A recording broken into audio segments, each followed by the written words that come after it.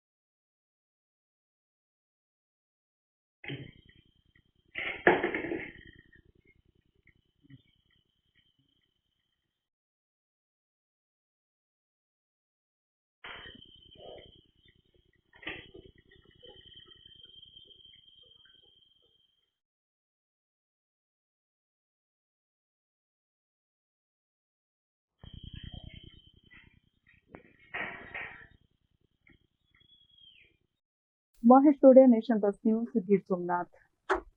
સમાચારોનો સતત અપડેટ મેળવવા માટે અમારી નેશન પ્લસ ન્યૂઝની યુટ્યુબ ચેનલને સબસ્ક્રાઇબ કરો, બેલ આઇકન દબાવો અને જોડાયેલા રહો ફેસબુક, ઇન્સ્ટાગ્રામ અને ટ્વિટર પર.